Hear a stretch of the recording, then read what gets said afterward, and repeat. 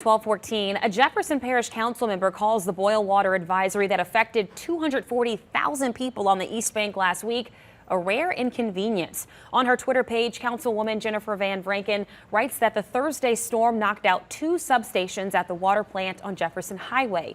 In case of a loss of power, Van Vranken says the water towers are supposed to maintain the water pressure, but the tower on David Drive is still under restoration and was not working at the time. This is why East Bank residents had to wait until Saturday to safely use their water again without having to first boil it.